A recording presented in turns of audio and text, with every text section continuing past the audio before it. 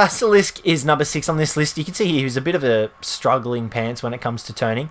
So the Basilisk is a good... Seriously, you're just going to keep walking into that tree? This is ridiculous. Whirl.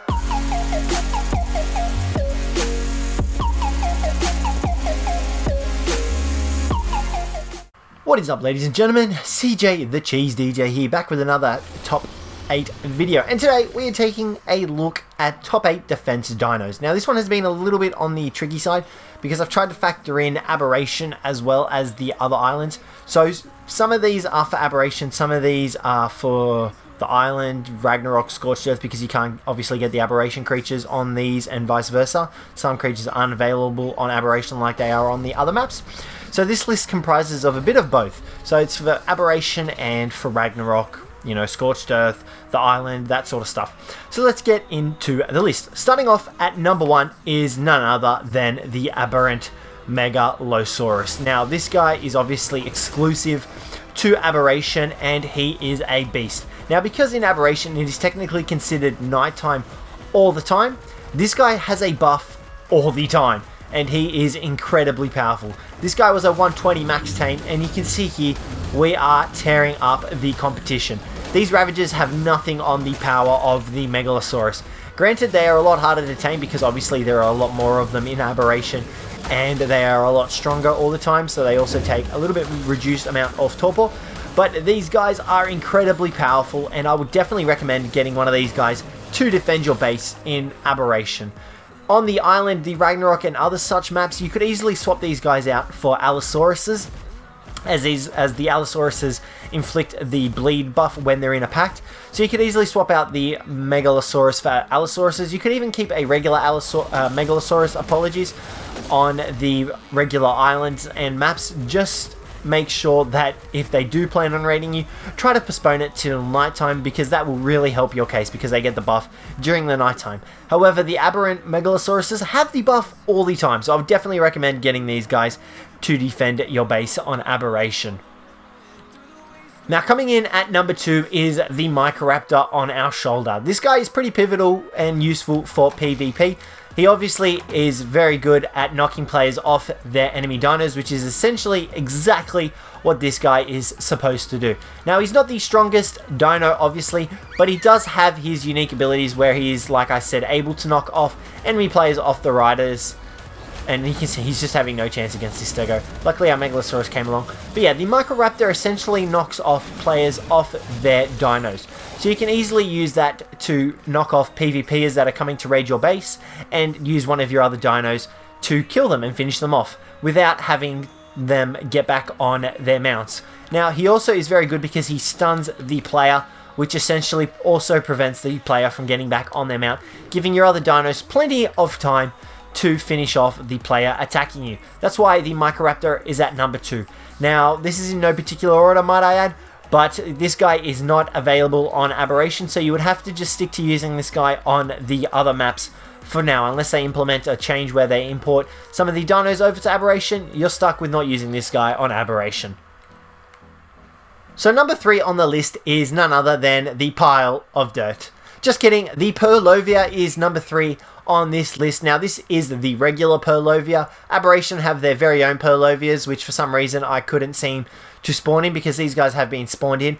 But this guy is very pivotal and very useful in terms of Aberration. So what this guy does is he essentially buries underground, waits for enemies to come by, and then he will pounce on them, stunning them, and once again pulling the player off their mount, which is really useful obviously in PvP and base defense. Now these guys also pack quite a bit of a punch. They're not obviously as powerful as the Megalosaurus and other dudes, but they can use their powers to obviously overwhelm the character. Now if their dino is on passive, the Purlovia will easily be able to take out the player and, you know, maybe even kill the dino, granted it has enough time. You can see there the Purlovia hit 80 on the Ravager that just came up to it to attack it. So the Purlovia can hold its own in battle against certain enemies. The only downside is that they have very low health, and you can see that he's already pretty much dead from the Ravagers attacking him.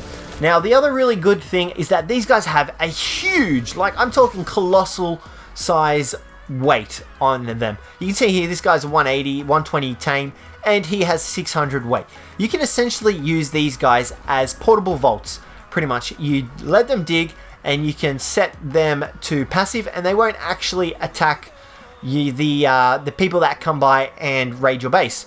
So you can essentially leave them underground and use them as like a stockade for storing various materials and, you know, all your high tier weapons and armor that you don't really particularly want to lose to a raid.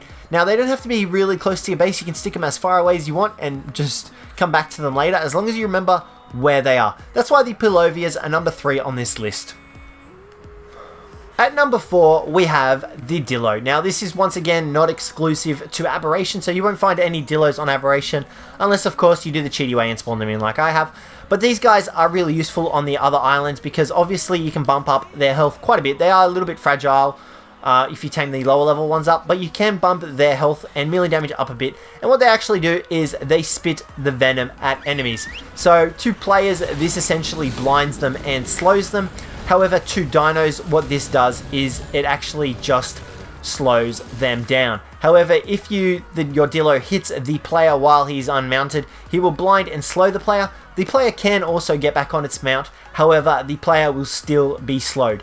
If the Dillo hits the mount with its spit attack, it will just slow the mount. It doesn't actually blind it. So the Dillo is really useful for that regard. Obviously, you pair a Dillo with a Microraptor, and you've got yourself a pretty much a tag teaming duo that can knock players off, blind them, and then you've got your Megalosaurus or your Allos that come along and just kill the player. So essentially, these guys are pretty useful for PvP. Well, not so PvP, just really base defense, because you're obviously going to deter Troodons if you have a whole army of Dillos positioned around the outside of your base that are going to blind them and prevent them from gaining access to your base. So that's why the Dillos are number 4 on this list.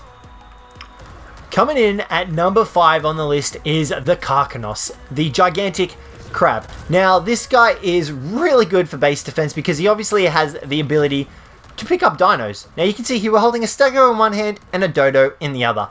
So the Carcanos' grab range ranges from the stego to the dodo. So that is a lot of dinos. And it's incredibly useful, for example, if you're getting attacked by wild dinos even, or other players, because the Carcanos can pick them up and kill them by obviously slamming them into the ground. You can see there we're able to kill the dodo by slamming it into the ground. Now, the Carcanos is able to utilize this ability without a rider.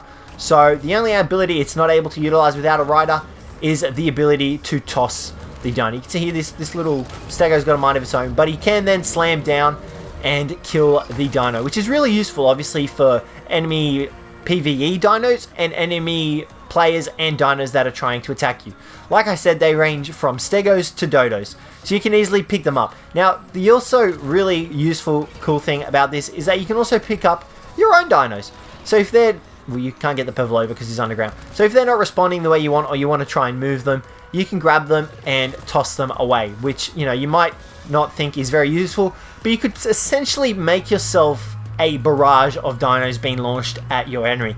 Say, example, you've got a bunch of trikes surrounding your base that you don't particularly find useful. You could easily pick them up and just lob them at your PvP player that's coming to attack you, and, you know, provide yourself with a little bit of extra time to gather your base defenses, set up your dinos so that you don't get attacked. Now, these stegos will essentially attack the target as long as you whistle to attack target, or even set them on neutral before you throw them at the enemy. So the Carcanos is really useful in that regard. And as well as that, he's just got a crap ton of health going for himself, really good melee damage, and quite a lot of weight. So you can easily pack these guys with essential supplies that you need to survive, pack on their health in levels, and you'll easily have yourself a really good tank that'll survive most encounters with other players and enemy dinosaurs. That's why the Carcanos is number 5 on this list. So coming at number 6 is the Basilisk. You just saw him there absolutely wrecking the raptor. The Basilisk is probably, I'm going to say, the second strongest creature in Ark Aberration, and it's obviously exclusive only to Aberration, so you can't get it on the other maps unless you spawn it in, obviously. It's second to the Reaper King, I would say. So the Basilisk is number 6 on this list due to it having incredibly high health, incredibly good melee damage. Its turning radius is absolutely horrendous though. It's so frustrating to try and turn this thing. But you can see here, this has more health and weight than the Carcanos. It's incredible how much weight the Basilisk has. It has 3,000 weight. This was a 120 Basilisk, it is ridiculous how powerful this thing is. Now, as well as that, it's able to scale small cliff faces, which is pretty useful. It can't directly scale straight vertical walls, which is kind of sucky, but you can see here he's kind of struggling on this thing as well. He's turning radius, but he does have a couple of attacks. He's got his bite attack, obviously. He has his secondary attack, which is a huge poison spit, which is really useful for taking out enemy players. So if you get into a bit of PvP side of things, the Basilisk is really useful for that. Easily able to take out players wearing tech armor. Now, as well as that, it also does a torpor amount of damage over time, much like the Scorpions does. And you can see here, we're hitting 165 on the Paraceratherium. Now, it is slightly lower than the Megalosaurus. However, the Megalosaurus gets the buff from it being permanently nighttime in Aberration. So you've also got to take that into consideration. Now, he's got another attack which he can use here, which he does here. I think it's more of a roar than an attack though. Doesn't really do anything. However, an added benefit of the Basilisk is that you can command it to bury and pretty much dig underground. I don't know what... Okay, that was weird. Do you want to bury, mate? So he pretty much buries underground and he's able to pop up on unsuspecting victims that don't notice his tail, which I would show you, but he's not letting me bury him at the moment. So yeah, so he buries underground and he's able to pop up on enemy dinos, enemy players, depending on what his aggression is set to. You can see there his tail sticks up. So if enemy players notice the tail, they will notice that there is a Basilisk buried underneath and they can be very careful and try not to aggro him. However, enemy dinos don't kind of have that flair about them. So they still will walk up to the Basilisk and try to not attack it, but they'll just wander around it and the Basilisk will pop out and attack it. So making it a very useful surprise dino because he's able to pop out and surprise enemy players, enemy dinos, and wild dinos. That's why the Basilisk is number 6 on this list. Number 7 on the list is the Troodon. Now this once again is exclusive to the islands and the other maps, not Aberration, and this guy is really useful for a multitude of reasons. So you can essentially use him to scout out corpse and caches, wild creatures, traps, players and tames. So you can not only use this guy for PvP purposes, but you can also use him as a means of killing wild dinos, taming wild dinos, or searching for, loot corpses after raiding, which is really useful because, believe me, a lot of the time you lose a lot of the stuff that you've got because you can't find it when you're raiding because it just falls or it's broken or you just can't find it. So the Troodon has that going for him. Now his main reason why he's on this list is because his attacks inflict stamina reducing agents. If he attacks a player, he will reduce the stamina of the player incredibly by a huge amount, causing the player to take torpor damage and eventually pass out. So it deters PvPers from attacking your base, or even if they get into your base, from raiding all the loot in your base because he's able to inflict torpor damage technically. And to enemy dinos, he's able to inflict stamina damage, which prevents them from running away using attacks, even knocking themselves out if they continue to attack you while on their mount. So he's really useful in that regard. But as well as that, he can also pair with the Dilo and the Microraptor, pulling the players off their mounts and then finishing the player while they're not on their mount. So he's really useful in that regard. And then he also has the added bonus of being able to scout. Now stat wise, he is also relatively good off with 1500 health. This is a 120 level dino. So he's got 1500 health, which is pretty good. It's easily able to withstand most player attacks and can withstand a couple of dino attacks depending on the dino. That's why the Troodon is number 7 on this list. Now, number 8 on this list, I have mentioned already, is the Allosaurus. Now, this is not in Aberration, so you can only find this creature on the other maps, but the Allosaurus is a powerhouse when in a pack. Not only does it gain a stat boost, but it also gains an extra attack where it gnashes its opponent, which does 5% of its health damage over 10 seconds. And that's a really useful ability.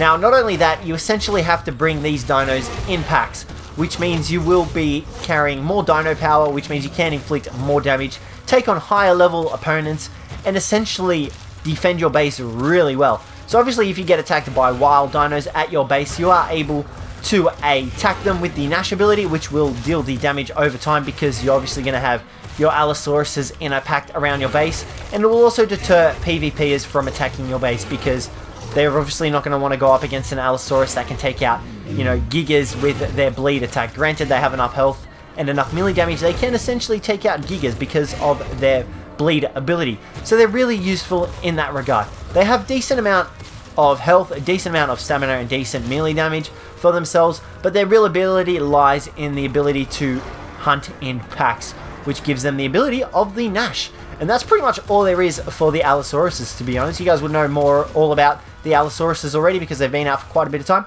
But yeah, guys, that'll conclude the video for today. Let me know what you thought of this list down below. But other than that, thanks very much for watching, and I'll catch you in the next one.